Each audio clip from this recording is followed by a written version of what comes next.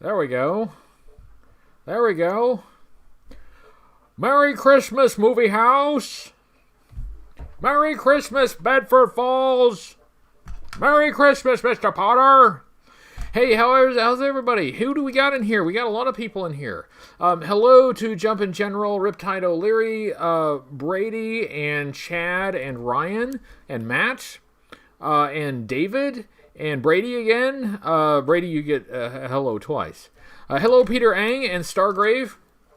Hello, G.I. Claymore and Matthew. Hello, Fire Crotch and Sparkster. Hey, nice to see you, Sparkster.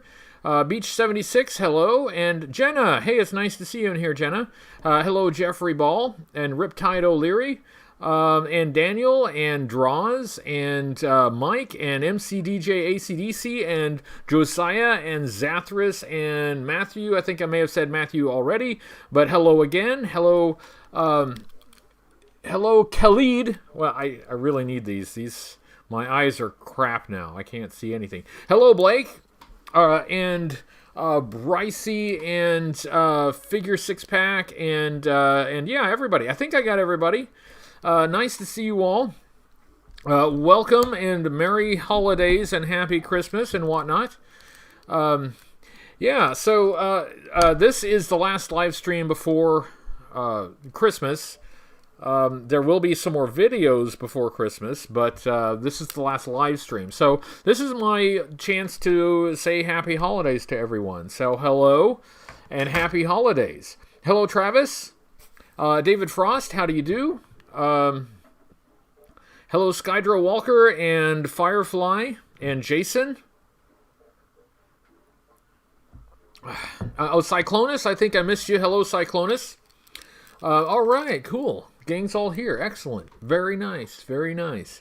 I have a few things, small things planned for this live stream, but mostly I'm just going to be talking to you guys. I don't have a lot to fill up like a whole hour worth. So mostly I'm just going to be kind of responding to the live chat. Over 40 means not good to eyes anymore. Yes, I'm discovering that. Yes, Michael, I've noticed. So yeah, I end up using these a lot. Hello, Iconic Blood 666 and Mike Hunt. I think I said hi to you, but hello again. I see you, Mike Hunt. I also see the little wordplay you did with your name there. Hello, Jason and Josiah and Ninja Scroll. How do you do? Hello, Bob's Dungeon. All right, so it's been an eventful week. We did the unboxing and assembly of the Retro All-Striker, which I actually have here. So I was gonna take a little gander at it. I also have the vintage All-Striker with crankcase, and I got the box here. So yeah, we can take a look at that.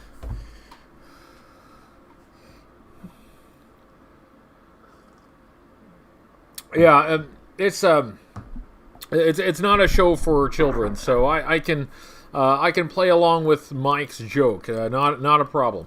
Hello, Alien Dude. Yes, you made it. You made it. Thank you. I'm glad you liked the Stalker video. I'm glad that I looked at Stalker again. I needed to redo that one. But I'm still in the process of working out some of the kinks in videos and trying to improve the quality. And although I'm glad that I did the Stalker video, and I think it's much better than the original Stalker review, there were some issues with like the camera being out of focus and things like that really annoy me, and I'm working on that. And I think I've kind of got that ironed out. So in future videos, it really shouldn't be quite so bad. I think it should be a lot better. Now, the last review of the year will be coming up next Sunday. That one's already done.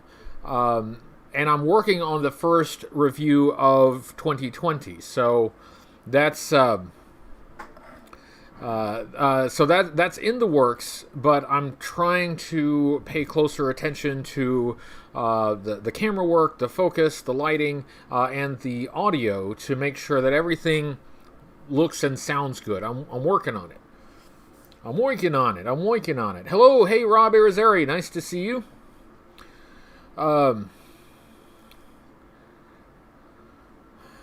Let's see. Crankcase, Grunt, and Steeler were the three Joes that stayed behind in the alternate reality in one of the Sunbow episodes. Yeah, that was Worlds Without End Part 2 when they stayed behind. Do I like the Baroness? I do. I think it's a good figure and an interesting character. Q&A vid this year. I haven't done one yet, and it's going to just depend on whether or not I have the time to do one.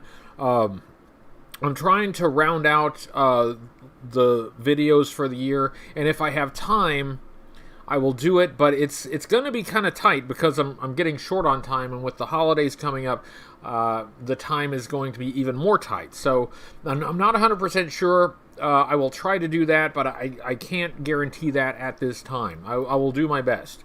Do you think Hasbro canceled the retro collection in anticipation of Super 7 reaction figures that are the same size and have almost identical packaging? It's possible. I don't know for certain, but the Super 7 figures and the retro line, they kind of serve different a different clientele. So I think if they wanted to, they certainly could have kept them both going. I think that they appeal to two different basically to two different audiences, two different markets. But it is true though that they are. I mean, they're not the same. Obviously, the figures themselves are not the same. But they do, even though they do serve different audiences, different markets. They're still a little bit similar, aren't they? I mean, they're the same scale, more or less, similar packaging. So I think that's a good question. I'm not sure I know the answer, though. It's an interesting question. And Matthew brings up the Arctic rescue vehicle, the dog sled, which is like a reference to the animated series episode where Snake Eyes was rescued after being radioactive and all that. I haven't ordered it. It's a little bit expensive. I think it's interesting. I wish I could order it. I'm very curious about how they did it, how they did the dogs, whether it's gonna really fit in and look good with other Joe figures and sets. You know, how there's so much about the execution of that I'm curious about, but it's just not in the budget right now. Oh, hey, Gaz. I think I missed you, Gaz. Hello. How do you do? Hello, Tony Jackson. Nice to see you as well.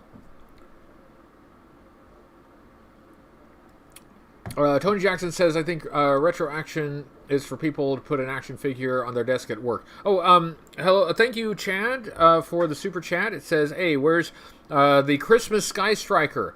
It was a little precarious up there, but I got these lights to work. And Merry Christmas. Merry Christmas to you, too. Thank you very much. Oh, and Woodman. Hello, Woodman. Nice to see you.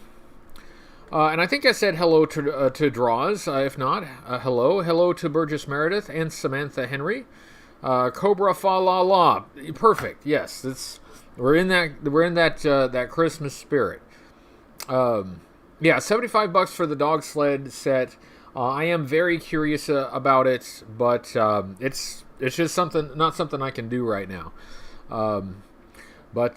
Yeah, so there's we will. I am gonna just on camera as we're talking. Oh, sorry, I dropped this. I'm going to take a look at this. We put this together this week in an assembly video, but since then I haven't really had a chance to to really look very closely at it. So I'm gonna go over that here in a minute. But first, let's make sure we've said hello to everyone. Hello, Reverse Perception. And anyone else who came in. Hello, White Vegeta. Nice to see you.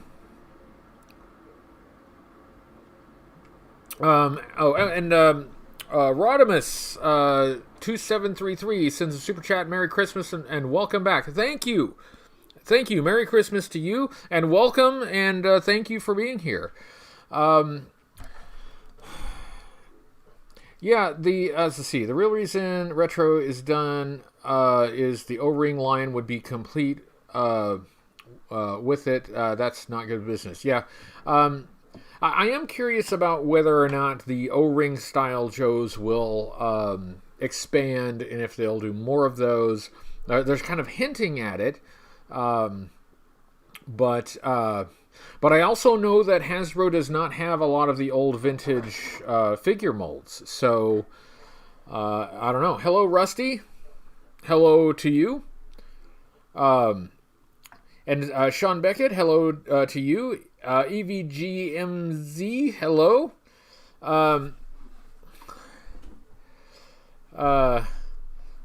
Please complain about toy manufacturers. Will do.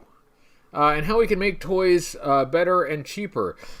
I can make toys in my living room better and cheaper. There's only one of them, though.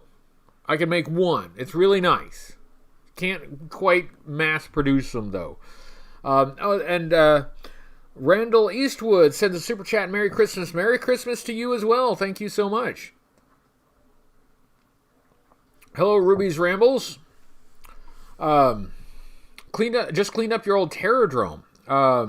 Cool. Thank you. I'm glad you found us.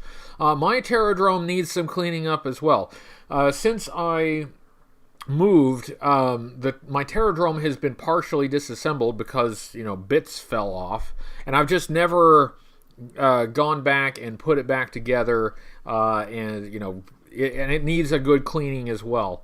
But there's so many other things that I've got going on. But I would really like to see that thing looking a little better than it does now. What are your opinions on Transformers and G.I. Joe crossovers? It's not really my thing. Oh, Riptide O'Leary sends a super chat. Merry Christmas. I've got a Rolling Thunder for Christmas. Got you a Rolling Thunder. Can't wait. That's awesome. The Rolling Thunder is a vehicle that I just recently put up on a top shelf because that's the only space I have for it. But it was kind of nice seeing it again. I am a fan of the Rolling Thunder. That guy is a monster. It is huge. And White Vegeta just sent the link for sneakers and Timber sneaker. I think Snake Eyes and Timber at GameStop for $34. I think you meant Snake Eyes. Although I could use some sneakers too. So if it is sneakers, that's still not a problem. Hello, James Clark. Get the Techno Vipers on it. Yeah. And hey, we seem to not be having any technical difficulties so far tonight, so knock on wood. Yes, I hope Krampus knows that I was good. I've tried to be very good this year. Okay, I've tried to not be too bad this year. Let's not overdo things. Good, bad, somewhere in the middle. I don't know.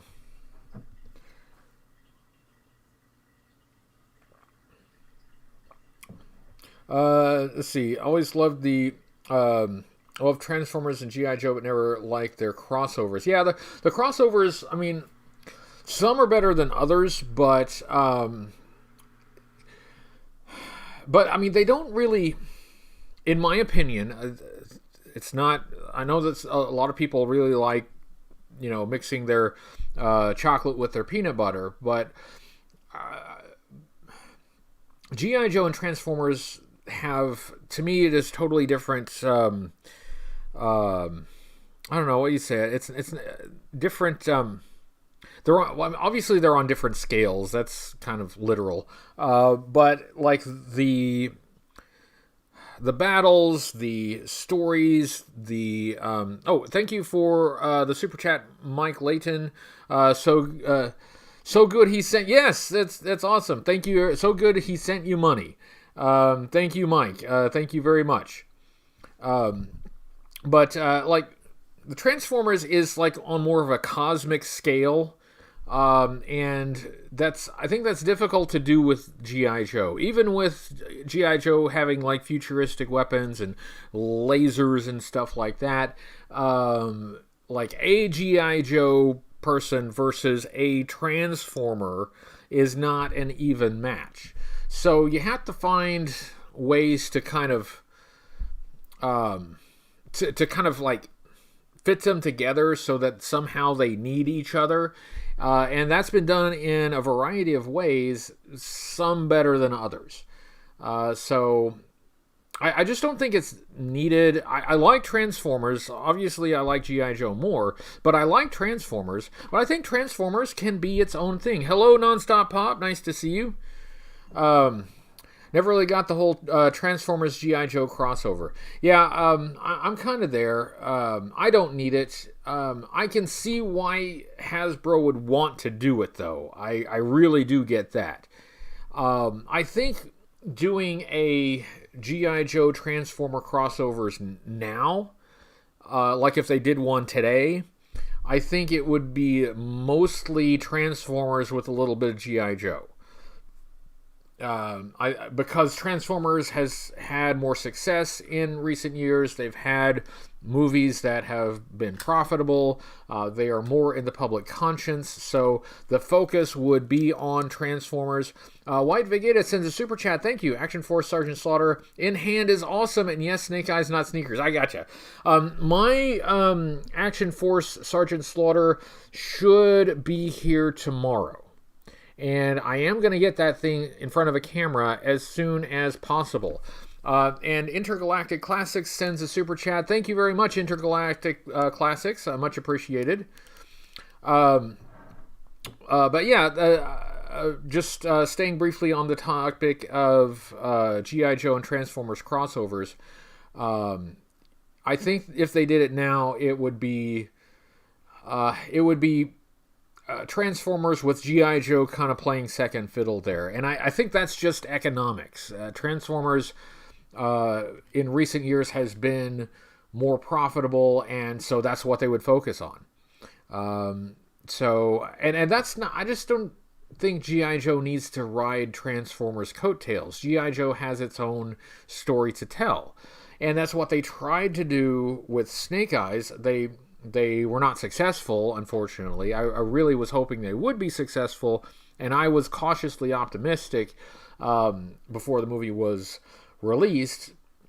So that was an unfortunate incident, but yeah,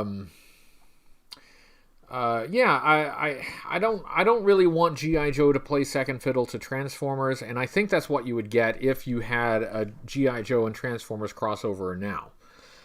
Thank you, John Booth. I'm glad to be back. Thank you very much. And I'm trying to keep up with the live chat. Sorry if I'm not keeping up well enough, but I'm trying to. You guys just have a lot to say. Yeah. I'm very eager to get my hands on the Action Force Sergeant Slaughter since it was mentioned. Intergalactic Classics says, do I have the Silver Havoc? I do have the Silver Havoc. It's not complete. It's like 95% complete. It's just missing a few bits and bobs here and there. But I do have the main vehicle and some of the pieces that go with it. So yeah, I got that one. It, like many other things, it's stored away right now. I just have a lot less space than I used to have. And in fact, the space that I have is not very well utilized right now because I've had a lot of stuff out because I've been doing videos, I've been doing reviews, and you can't really see too much behind me right now, but the place is a mess. I've really got to clean this place up. Yeah, speed read. Yes, I'll do my best. Yeah, the Sky Havoc. It flies. It flies. It's a flying Havoc.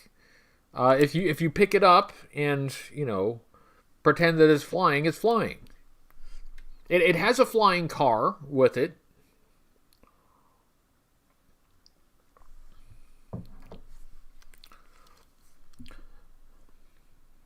Yeah, Sky Havoc. Yeah, perfect vehicle for G.I. Joe's Parachute Sky Patrol. And honestly, like, I think all of the Sky Patrol vehicles were based on what Hasbro had available at the time. So, yeah, what did they do? They had the Night Raven. They did the Skyhawk, and the Havoc, and the Shark. Is that it? Am I missing any? I think that's all of them. It does not fly. Yeah. Well, if you throw it far enough, it will fly for a little while until the gravity takes over. Gravity will eventually take over and bring it back to Earth. But if you chuck it, it'll fly for a little ways. Depends on how strong your arm is. Hey, Cujo, nice to see you. Thank you for joining.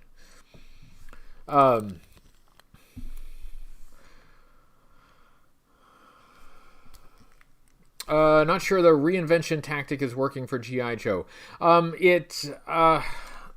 really don't like to be negative, but I'm not seeing the new G.I. Joe media.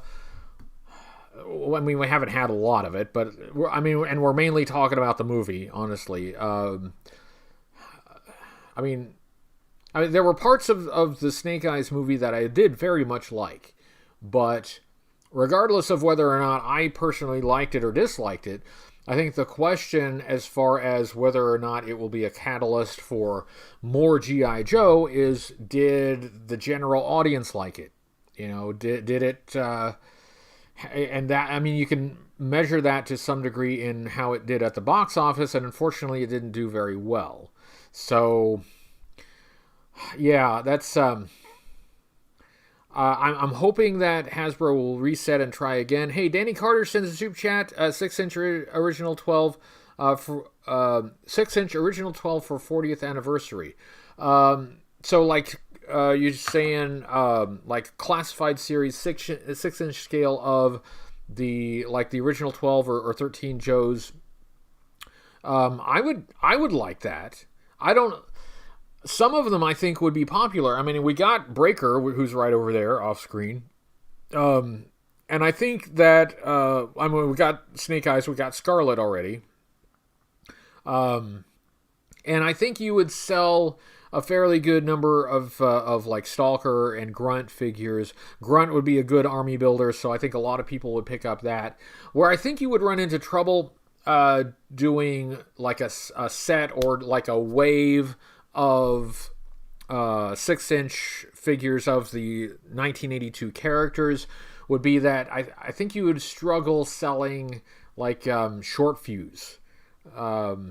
That's and nothing against Short Fuse. It's just that character didn't like carry forward with like future versions, future releases that really resonated with G.I. Joe fans going forward.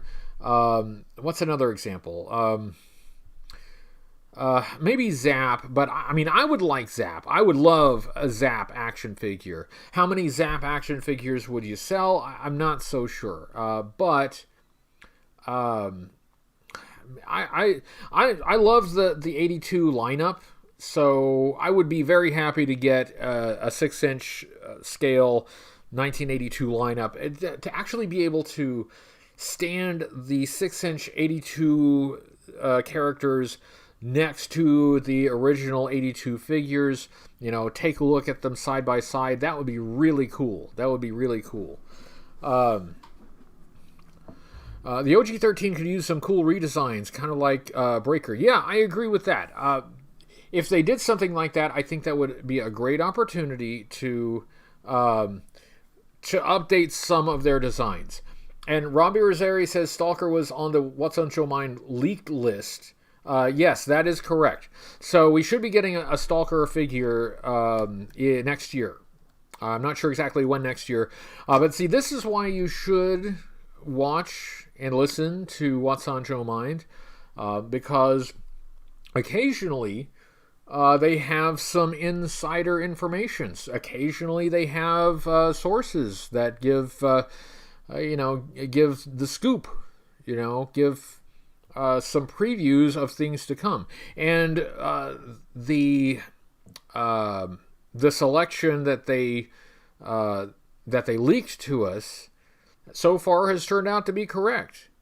So if we get a Stalker action figure, a classified series, of course I'm going to get it. And of course I'm going to put that figure next to my vintage Stalker. Now, somebody did send me a custom classified Stalker that looked really good. And I still have that. So what I think I would do is maybe stand the custom figure next to the official release and put those side by side. See if the custom may have done better than the official release. Hello, Hans Chow. And I wanted to say, again, thank you to Hans Chow for the artwork for the Stalker video. Very much appreciated. Really nicely done. In fact, you should see that artwork right on your screen, like right there. Like, let's see if I can frame this. Yeah, right between my fingers. Right there. Hey, it's Peg Warmers. Merry Christmas, Peg Warmers. Another show that you should listen to.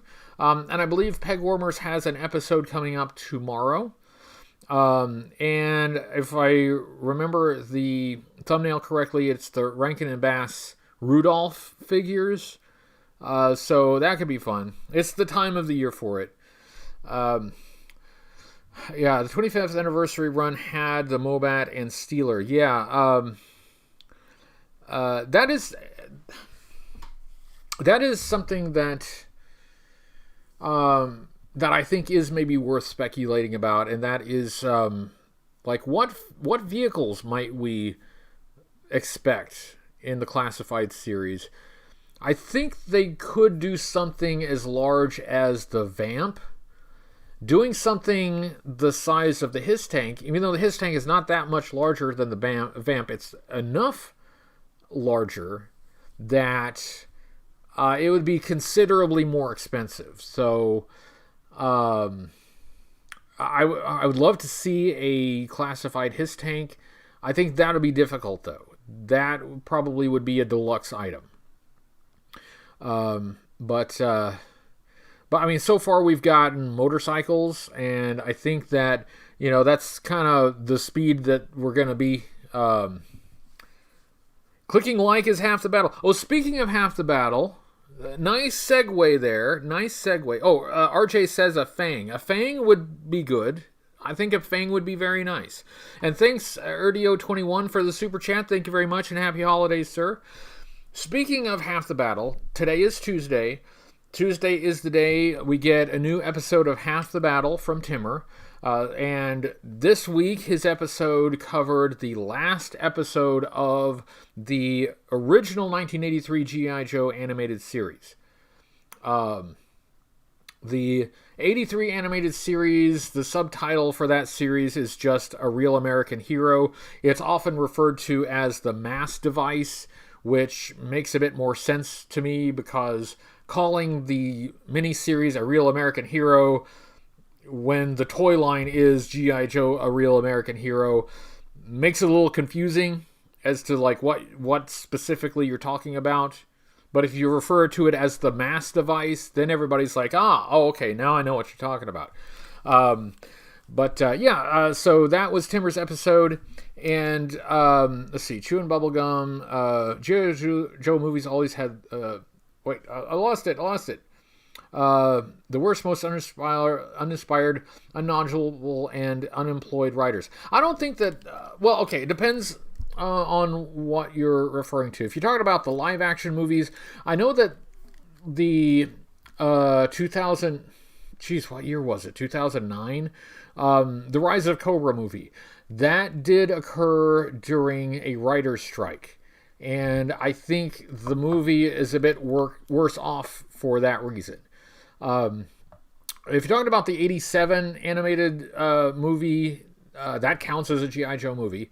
And that was that was not the fault of the writers. That was very much a corporate directive, and the writers just kind of had to work around the decisions that were made by the marketing team. So, that's not the writers' fault. And Rob says, I think the Vamp is as big as we get. Yeah, that's kind of what I'm thinking. Outside of like a HasLab project, a HISS tank in the classified scale is pretty big and pretty expensive. That would be outside the price range of a lot of collectors. I think a lot of people would like it, but they may not like it at the price it would have to be sold at. Rob says, would it be all over a HasLab whale for O-rings, though? I would probably go into debt for a HasLab whale for O-rings. That's something. Now we're talking. Anthony Shortbox, good evening to you.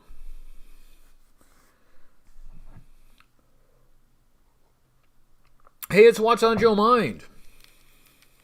Well, where the hell are the singing cats? By the way, I plugged the damn show. You're welcome. Vamp and Skyhawk and such would be about the limit. And I mean, the Skyhawk is in that range. I mean, you could do that for the 6-inch scale at a reasonable price point. Getting much larger than that, and you're talking like a lot of money per unit, and that's a lot to ask of people. What about the straight to DVD movies? Oh, I have those. I haven't watched those in forever. Erdio sends a super chat. Please be more forceful in your disdain for the spring-loaded weapons.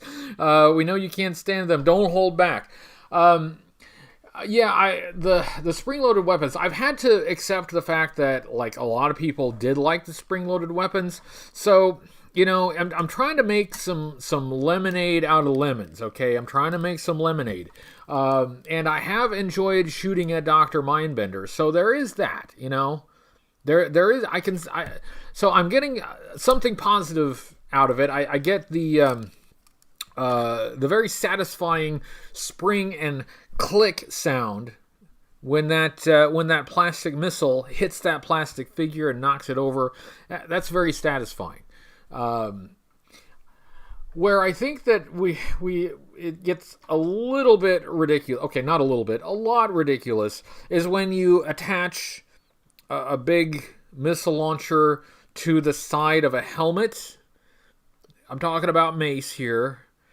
My suspension of disbelief is stretched just a little bit. I mean, there is somebody who designed that, who drew a picture of it, and it was like, hey, this looks good. I think we should do that. And then there was a guy in the marketing department that looked at that picture and said, yeah, let's put that out for the children as a toy. They'll love it. Missile launcher on the side of a guy's head.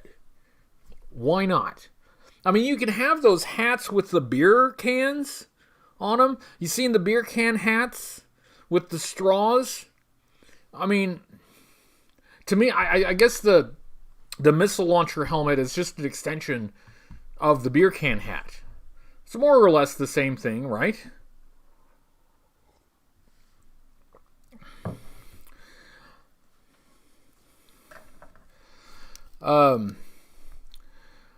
Nonstop Pop says there are a lot of smaller vehicles in the line that would be workable for the classified series, so I'm hopeful. Yeah, me too.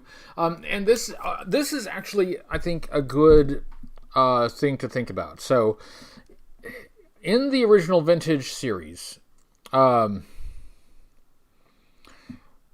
on it resting on the shoulder. Well, that would make a little more sense. In the Vintage series, the series was primarily a vehicle line. emphasis on the vehicles, and the figures were kind of there to complement the vehicles. James Thompson sends super chat. Would like to see a General Hawk and Crimson Guard Trooper in 6-inch classified. Me too. They were my first Joes I ever owned. That would be great. And an army builder, Crimson Guard, I think that would sell 1 billion of them.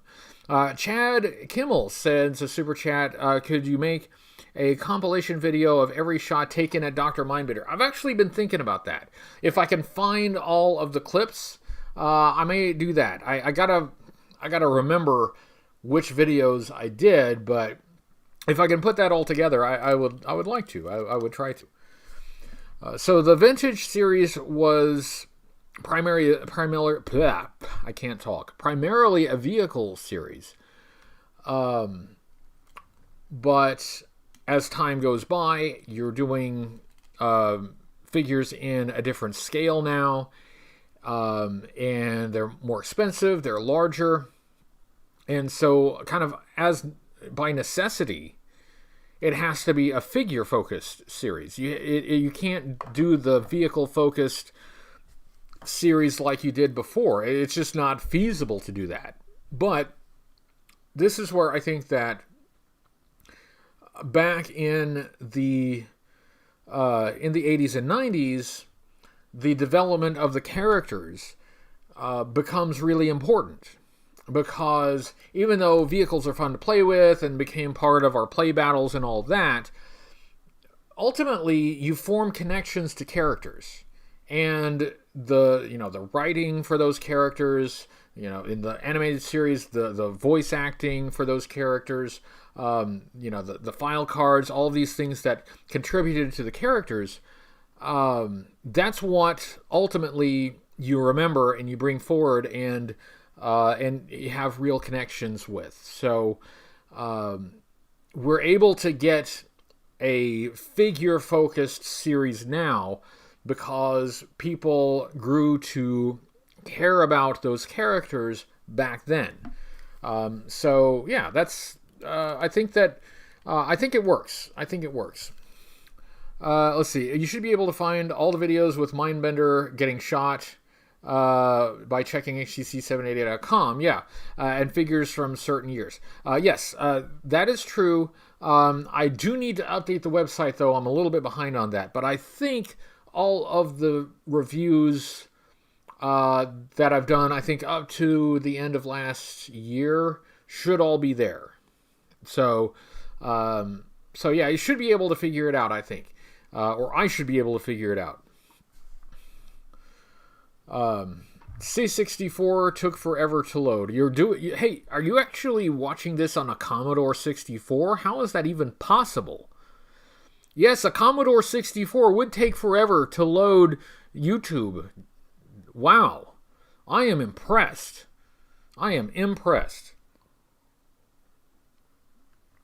Alright, what do I miss? You guys type faster than I can read. Poor Mindbender. Poor Mindbender. And like the truth is like I think I've mentioned this before, but I don't have any special dislike for that figure. I mean, it's weird, but the reason it became a target is because it just happened to be there when I needed a target for a missile. So I just grabbed it because it was on the table. So once I did that, then I thought, like, next time I'll just use the same one. So then it just became a thing. It was a pure coincidence that it just happened to be the figure standing there to put in front of the camera while I shot the thing. And now it's a whole thing. Toy Connections says, nice. Thank you. Without your flag assembly video, would have never been able to figure out how to assemble. Oh, thank you. I'm glad you like the flag assembly, and I also hope for a future Cobra Convergence. Sean Beckett sends a super chat. Thank you, Sean. Put these funds towards future classified short fuse specifically. I will earmark that super chat to go toward a classified short fuse. And Hasbro, if you're watching, and let's be honest, they're not watching, but Hasbro, if you're watching, we now need a classified short fuse. So get on that. You just get on that. There's a clamor. There's a groundswell. There's now a grassroots movement for a classified short fuse. Let's get on the stick now, and let's get that one done. Michael says, can't type any faster. I have one arm in a sling. You have one arm in a sling? Well, you know what? If you pay the loan sharks on time, you know, you wouldn't have to do with that. Yeah. Let's see. Mindbender is a running gag as much as Duke being an arrogant. Yeah, Duke. I have to thank Will, who has played Duke in 2 videos. That was a lot of fun. It's just a different characterization for Duke, and we had a lot of fun doing that. So, yeah, thank you to Will. What's on Joe Mine says page 42. I don't even have a book. What I do have is this, which is the notes for the first video review of 2022. So here is a sneak preview, if you can read that quickly, of what is the first review of next year. It is going to be a large thing, like the first video of each year. It's usually a large thing. And it's taken a little extra time to work on. It will go up. I should have done this at the beginning. Okay, a couple quick announcements. It will go up on the second Sunday of January. That's usually what I do. First review usually goes up the second week of the year. That gives me a little extra time to work on it. It is going to be something large.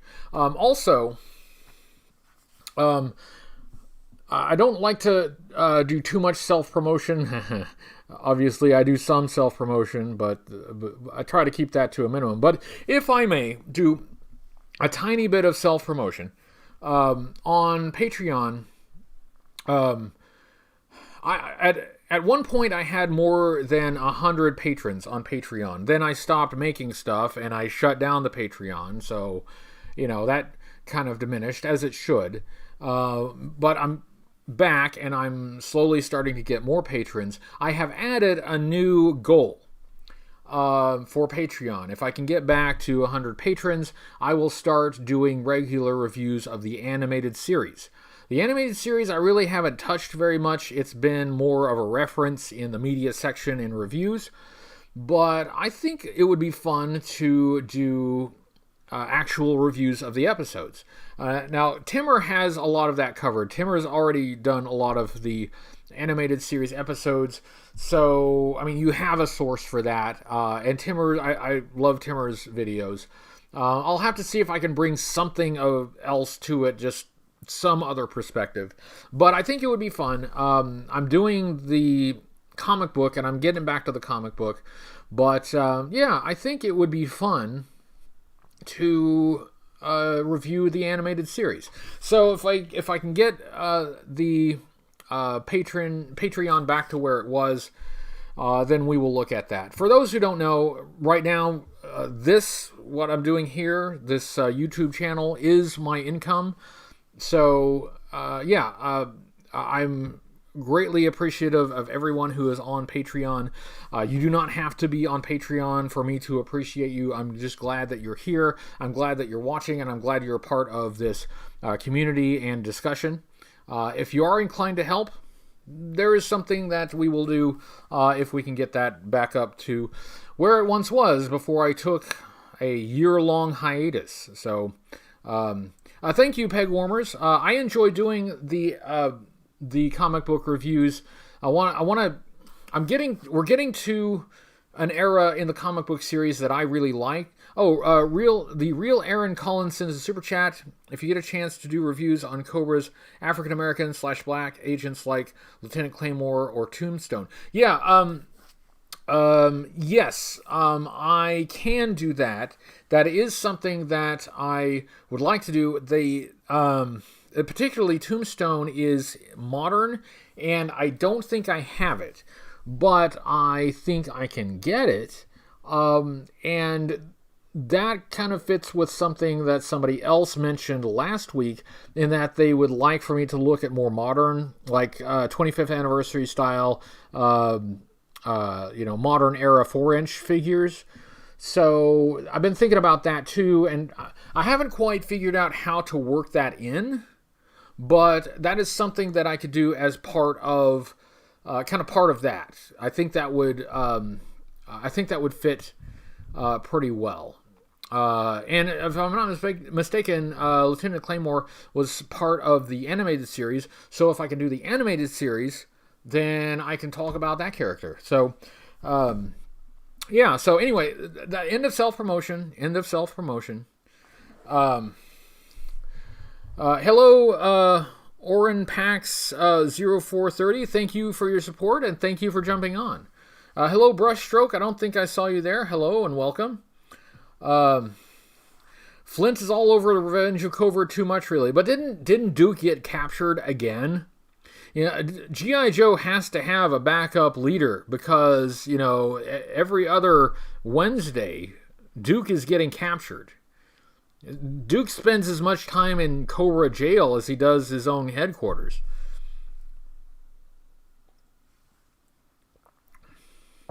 In the comics, the original Robot Trooper looked like a Cobra Trooper with a Techno Viper head. Yeah, kind of. It's like that. That's in the issue that I just reviewed. It's number 28, and it's like the remote controlled robot army that Zartan somehow built in secrecy without the knowledge of Cobra Commander. Zartan does high technology, right? He does the holographic technology, so maybe he has the capability to make a robot army, I guess. You could look at those as precursors of the Cobra Bats. I saw Photo Viper. Hello, Photo Viper. Nice to see you. Stalker. Hey, I'm partial to Stalker, so. And Stalker was kind of a backup leader in the comic book series. He was a mission leader a lot of times. And he's the guy that you want in charge, right? He knows what to do. You need a guy, even with a bunch of skilled and experienced guys, you really want the one guy that always knows what to do, and that's Stalker. Duke is a Skrull. That's one of the more impressive takes that I've seen in a while. Duke is a Skrull. That would be... Yeah, that sounds about right.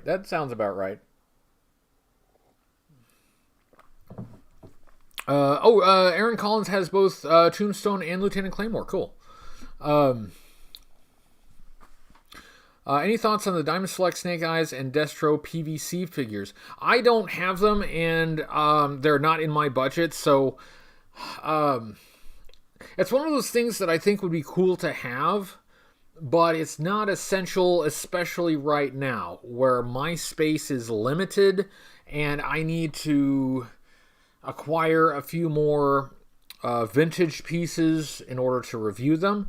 If I had like my old place and I had tons of space and I could like put up, PVC sculptures and stuff, I would probably dig it a lot more. Or if I had an office to put them in, I'd probably dig them a lot more. But for me, they look really cool, but they're not essential. But I say that, I've said that about a lot of things, but then I end up getting them and end up really liking them. So, if I, in the future sometime, got my hands on one, I might end up liking it so much that it suddenly is essential. I don't know. But for right now, I'll just have to pass on them and maybe in the future pick one up and just see what they're all about. Duke is getting captured or suffering from head trauma. That's another thing that he had a hard time with is, comas. If the guy gets up out of bed and if he yawns and stretches a little bit too hard, bam, he's in a coma. That guy, I'm not sure that he needs to like do some kind of fitness test to see if he's still fit to serve. Because if you're knocking out that fast, if you're hitting a coma that easily, then you have a medical liability there. That's pretty scary.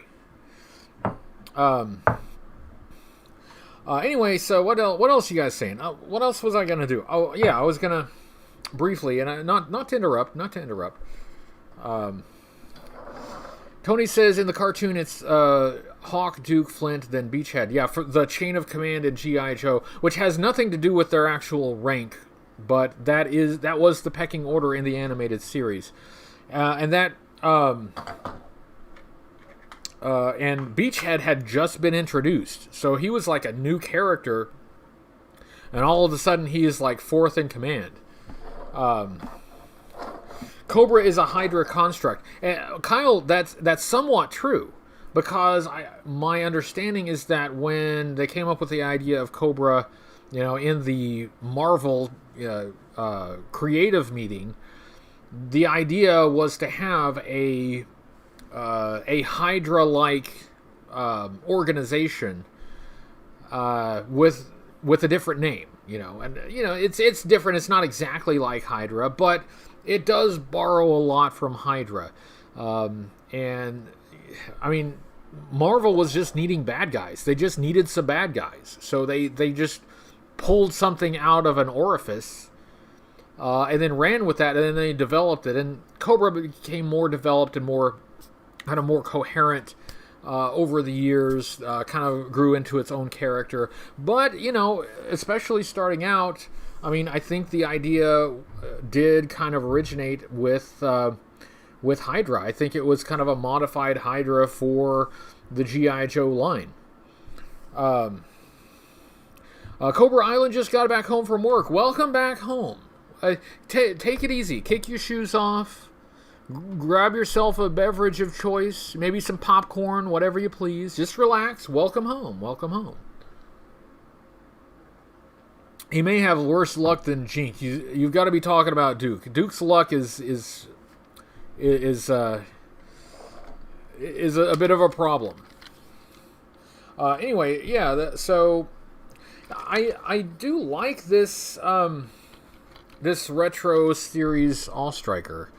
The quality is pretty good. Like, the feel of the plastic is comparable to the vintage. I've got the butts facing you. The feel of the plastic is comparable to the vintage, which I appreciate a lot. They very easily could have gone cheap with the plastic and made this, really flimsy, and, who cares? They're probably not going to play with it anyway. Who cares if it gets broken? But no, they did pretty well. It's decent. It's maybe not identical, but it's comparable at least to the vintage, at least in the plastic quality. And the details are virtually the same. So again, that's nice. And they did differentiate the colors enough. And, like, they have the mushroom clips showing, which I'm not a fan of, but the vintage vehicle did too, so, I wonder where my other antenna went, though. I have no idea. I felt lucky to find this one, and it's all bent up. That could be better. I could try to straighten it, but I'm missing an All Striker antenna. I think I took it off to put this in the mobile command center. I think I took the antennas off for that, and then didn't put them back on. I think that's what happened.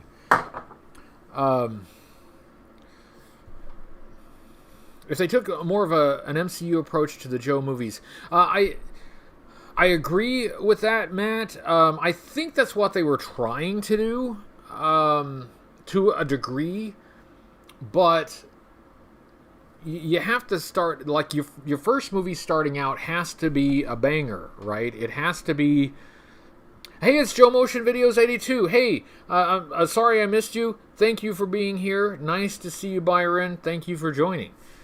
Like, the MCU started with Iron Man, and that was on its own a really good movie. That's a movie that got people talking. And even if, it hadn't become part of a larger universe, people just liked the movie. And that's what they needed to do with the Snake Eyes movie, and I think that's what they wanted to. That's what they tried to do, but for the reasons that we have discussed previously, didn't quite work out that way. So, yeah, I have no idea what they're going to do next. I think I've given a lot of thought about this, and I keep going back and forth about what I think they should do. And I think the idea that resonates most with me is doing a live action TV series on a streaming service like a Netflix series. I think, oh hey, hello Comic Tropes. Could Snake Eyes be Captain America? That's a really tough question. Captain America is a super soldier. In a dance-off, well now, we know. Alright, there are two things we know. We know that Snake Eyes can dance. Let's not forget, the animated series. And we know that Captain America cannot dance. Because he never got to dance with Peggy. Peggy was going to show him how, and she did not. And then he meets up with Peggy again. She's an old lady in bed, about to die, and selfishly does not get out of that bed and teach him how to dance. So I think Snake Eyes has the edge in a dance-off. Yes, I see Rob agrees with me. There you go. Hello, Jake. Nice to see you. All right. What the heck was I talking about? What is this? Oh yeah, Mike sent me something. All right, Mike White. I will take a look at that later. Thanks for sending that to me. Captain America is cool. Yes, I agree with that too. But yeah, like a lot of people, production companies, creative property owners have tried to replicate the Marvel Cinematic Universe outside of Marvel, and there's, in theory at least, there's no reason why you couldn't do it, right? I mean, if you do it right, Sorry, I thought that was thunder, but it's just a guy running down the stairs. Anyway, if you do it right, in theory, it could be done. It could be done for G.I. Joe. It could be done for anything. But it's harder than it seems at first glance. Because, right off the bat, you need to have some hit movies that stand alone and that are enjoyed, that are successful, and that draw in talent. Making one successful movie is really hard. And the more I learn and understand about the movie industry, frankly, it's a miracle that any good movies are made. There are so many factors, so many people pulling in so many directions, with so many stakeholders in movies, that sometimes I marvel that any movie gets made that's even watchable. But it happens. It happens. And there are good movies out there. There are a lot more bad movies than good movies. And some bad movies are fun. I like some bad movies. But pulling off a good movie is hard enough. But if you're going to build a universe on it, you've got to make a few good movies and then work on, pulling them together. That is hard. That is hard. In theory, it can be done, and I love to see it done in G.I. Joe, or for G.I. Joe. But it's just not easy. And I hope that the lack of success with the Snake Eyes movie does not discourage them from trying again, because I really would like to see something done with it. I really would. I would like to see a new era. Now, if I never see a new era of G.I. Joe, if I never see G.I. Joe catch on with the public again, I still have mine. I still have my 80s Joes, and nothing can take that away. So there's no, like, ruining my childhood or some crap like that. I'd really just like to see a new generation of fans. A Crocodile Dundee should have joined G.I. Joe. That would be that would be great. In fact, I think basically I know everything there is to know about Australia because I watched the Crocodile Dundee movies. But I think if you're going to tell an extended story like G.I. Joe would be, I think like a TV series, a live-action TV series would be the best way to do it. I don't think an animated series would draw in enough of a general audience because I don't think like enough people watch animated series not like they used to. I know that some have done well, and I know there are counterexamples to that, but live action I think is what you could find most adults watching, and maybe even sitting down with the family and watching, and it would give you the opportunity to tell a longer and more intricate story, and you'd have, of course, a limited budget. Yeah, I think G.I. Joe going forward is going to have a limited budget as far as media, but you could spread the budget out over a season of a series. You could build sets that you could use more than once, and you use good storytelling and good acting to fill in what you lack in budget.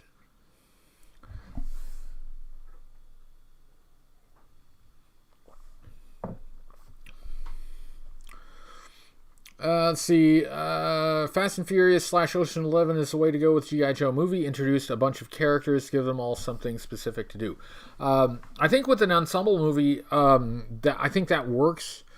And G.I. Joe, like the team movie, would have to be an ensemble movie. With Rise of Cobra, what they try to do is they tried to focus on a few characters. Duke, Ripcord, Scarlet, a little bit of Snake Eyes, and kind of make them the focus of the movie. And that's, I understand that. That's reasonable. And if you're not going to have any lead up to it, if you're going to dive into an ensemble movie like that, I understand why they did that. But it's... that pushes all of the other characters, and they had a lot of characters in that movie. It was a big team in that movie, but it pushes everybody else kind of out to the periphery, so that you don't really. I mean, they're just barely more than extras. MacGyver Joe, special agent. That's what we need. We need a G.I. Joe MacGruber crossover. Let's get Hasbro. Let's get the G.I. Joe MacGruber crossover happening. Let's get that going. Oh, hey, it's 8 o'clock. Hey, it's been an hour, but I'm going to keep it going just a little bit more. Comic Trope says to make live-action G.I. Joe a hit, they should all be running around with neon rocket launchers that are the size of their bodies. That's what people want. And make sure that one of them has the rocket launcher attached to his helmet. Rise of Cobra could have worked, but they made the whole organization too big for the first movie. I agree with that. You need a small team and have it grow over the series. Ocean's 11, Ocean 12. Yes, that I completely agree with that. I think Peg Warmers is on the right track with that. And that is something like... The comic book had the benefit of starting out with a smaller team, and that really gave you a chance to just focus on a limited number of characters, and develop those characters. And then some carry forward, some characters don't, they just don't, it's not that they don't work, but there's nothing to do with them. So characters like Short Fuse, I'm picking on Short Fuse tonight. Sorry, Short Fuse. But characters like Short Fuse, they don't resonate quite as well with the fans, so that character kind of gets pushed aside. But then you have new characters that come in, new characters to introduce, and yeah, you build it that way. You start small. And they did start small in the sense that they focused on a limited number of characters, but they were surrounded by this huge army of other characters that we did not get to know at all, because there's no time. There just isn't the space to get to know all of these peripheral characters. I mean, they had CoverGirl in there. CoverGirl could be a really interesting character. We'll never know, because she was basically a secretary and was on the screen for maybe, like, I don't know, if you put it all together, like a minute? I don't know. Yeah, that's what I would like to see. If Hasbro ever calls me, then you know, that we'll discuss it. We'll discuss it. John says, what's my favorite vintage G.I. Joe figure? It is Stalker, and I usually go with Stalker version 1.5 because I like the swivel arms. I like the straight arm Stalker too, but the swivel arms on Stalker version 1.5, that's my favorite. It just, I have a lot of nostalgic connection to it. It's not the best figure that's ever made. In fact, as I mentioned, it's like almost entirely reused parts. There's very little that is original about the figure. But it just had such a huge impact on me at the time it was released, that it's still my favorite. So I think I'm going to wrap it up. I did go a little bit long, and I am kind of tired, so I'm going to finish this little bit of eggnog, and I might just go to bed. I'm tired. But tomorrow I do more shooting for the first review of next year, and I think my Action Force Sergeant Slaughter should be arriving, so I'll look at that. Yeah, we're almost done with the year. I'm about done with all of the videos for the year. I am done with all of the reviews for the year. They're all done. They're all shot, edited. They are all ready. But like all the little videos, like the short, quick shots and the classified stuff, I'm working on those. So, you know, I'm about done. I'm about done for the year. And I can take a little bit of a break, and then we can ramp it back up and really get it going for next year. Thank you, Peg Warmers. Happy holidays to you, and happy holidays to everyone. I thank you very much for showing up. I will say goodnight, and I will say see you next week, and we will do this all again soon. Thanks, everyone, and good night.